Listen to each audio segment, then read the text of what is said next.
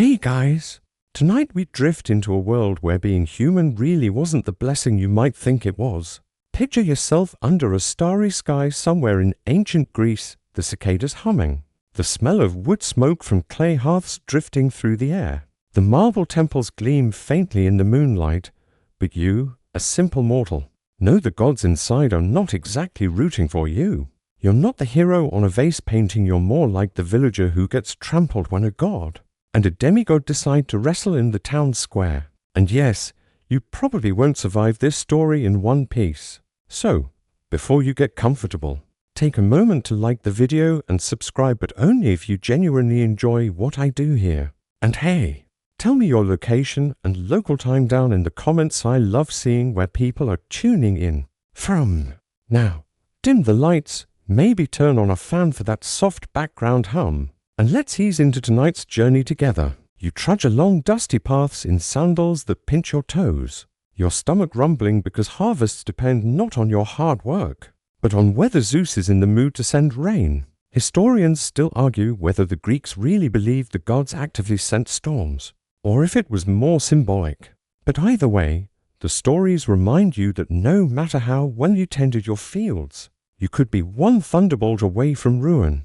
Zeus, after all, wasn't shy about throwing lightning when bored, or worse, when trying to impress someone. It's like living next door to the world's most unpredictable landlord, except this landlord hurls meteors instead of filing complaints.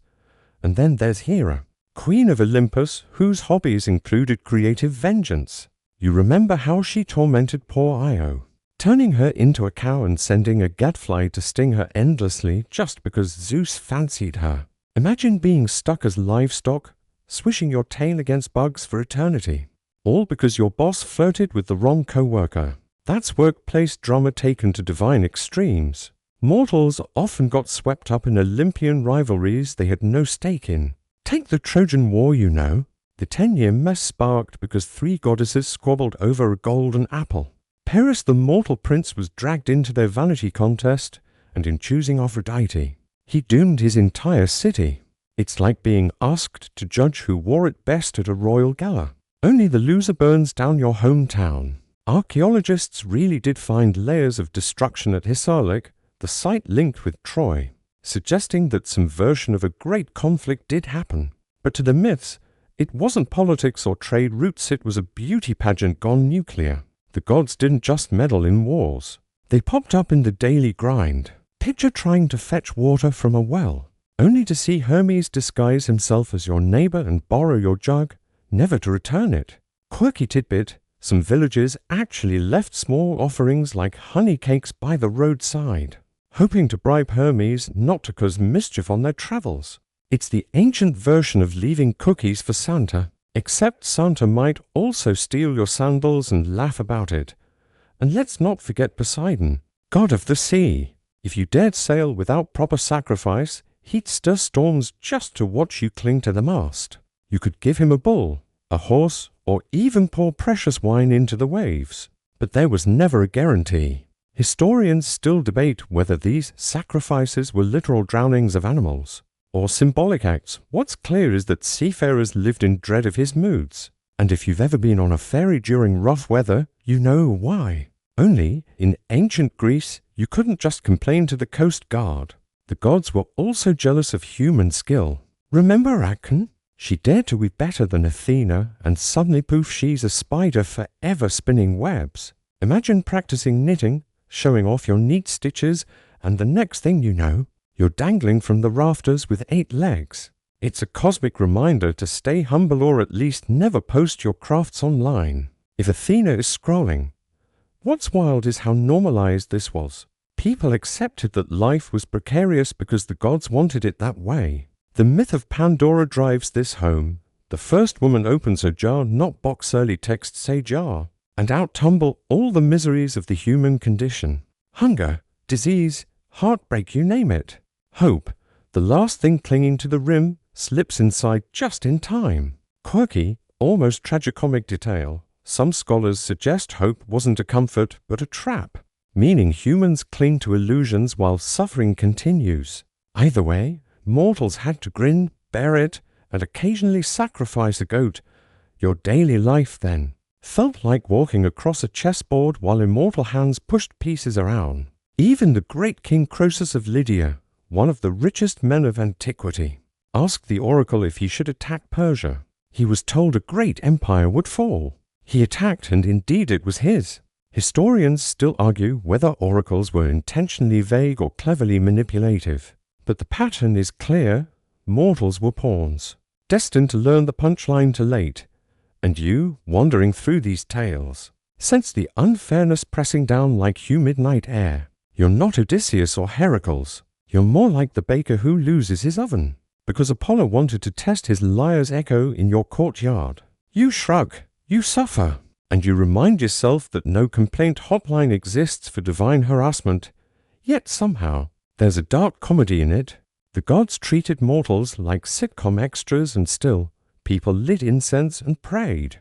Maybe because, deep down, they knew resistance was futile, or maybe because everyone hoped their olive tree or fishing net wouldn't be next in line for cosmic sabotage. You move further along, and the path begins to darken. The air feels heavier, and you sense what mortals feared most, that even in death, things didn't really get better. In Greek myth, mortality didn't end with a peaceful rest. It often just meant more paperwork in the underworld. Picture yourself lying on a funeral pyre, the smoke curling upward while your soul drifts downward. Instead of heaven's harps or reincarnation spa packages, you get Hades, a gloomy realm of shadows.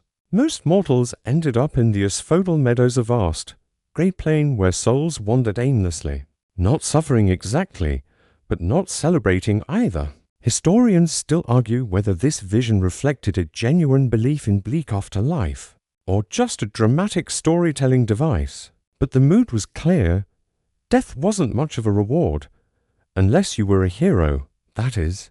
Achilles got a seat in the Isles of the Blessed, sipping ambrosia forever, while you, the mortal baker, wandered hungry in the dust. Even Achilles himself complained in the Odyssey that he'd rather be a poor farmhand alive than a king of the dead. That's like a celebrity telling you their mansion is lonely comforting in theory, but it doesn't help you when your soul is already trapped in eternal beige. And then there were the special punishments. Tantalus, eternally thirsty with water just out of reach. Sisyphus, rolling his boulder forever. Ixion, strapped to a flaming wheel. You hear these tales and realize the gods didn't just stop messing with mortals at death. They kept the entertainment going, like binge-watching the same cruel sitcom reruns forever. Quirky tidbit, some scholars suggest these punishments were moral allegories, warnings against greed or arrogance, but to mortals, they sounded like horror stories designed to keep you obedient. Even ordinary funeral rituals carried stress. Coins had to be placed on your eyes or in your mouth to pay Karen the ferryman. Forget that step, and you'd be stuck haunting the shore for eternity, waving your ghostly arms like someone stranded without bus fare. Archaeologists have actually found skeletons with coins carefully positioned, proof of how seriously this fear was taken. Imagine being the grieving relative who forgot to talk about guilt trips. And once across the river, you still had to face judges Minos, Rhadamanthus, and Aeacus. Did you live well? Did you anger the gods? They decided your eternal housing arrangement. Think of it like a divine DMV where the clerks never smile. Some mortals ended up in Elysium, the rare paradise of green fields and music, but most just shuffled into mediocrity. The scale was rigged. Greatness reserved for a few, grey oblivion for the many. Your existence, then, felt like a loop of struggle with no real escape. You toil in life, dodging curses, enduring prophecies, overshadowed by heroes, and in death, you're condemned to drift like a shadow. It's the cosmic equivalent of working overtime for decades, only to retire into a cubicle made of mist. Historians still debate whether Greeks genuinely dreaded the afterlife, or simply used it as a narrative foil. But the myths paint it as bleak reassurance. Don't expect a happy ending, and yet there's a strange comfort in the routine. You imagine walking through the asphodel fields, hearing faint music, feeling the soft press of mist under your feet. No hunger, no pain, just endless twilight.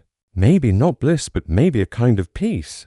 The Greek imagination gave mortals little joy, but even there, hope flickered. Remember Pandora's jar? Hope stayed behind, stubbornly clinging. Maybe that was enough to make life and even death tolerable. Now, as the journey quiets, the sharp edges of these myths begin to soften.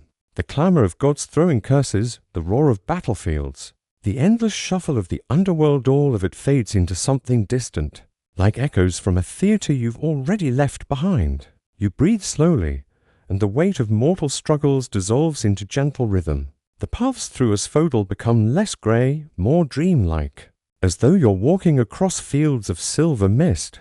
The stars above look brighter now, scattered lanterns hung with care, and the air carries no threats, no warnings, only stillness. You realize that for all the chaos the myths described, here in this telling, you are safe.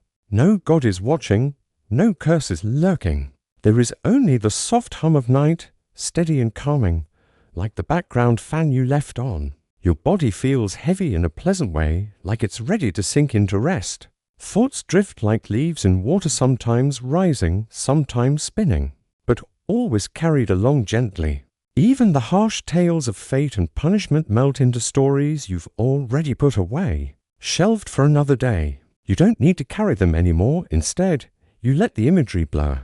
A coin glinting on a riverbank, olive trees swaying under the moon, a faint tune from Apollo's lyre, softer than a lullaby. Everything stretches into slower, longer lines until time itself feels like it has loosened. And now you allow yourself to close your eyes fully. The myths have ended, but your breathing continues, steady and sure. You are safe, you are at rest, and you can drift into sleep knowing the stories have no hold on you. They are only whispers fading into quiet,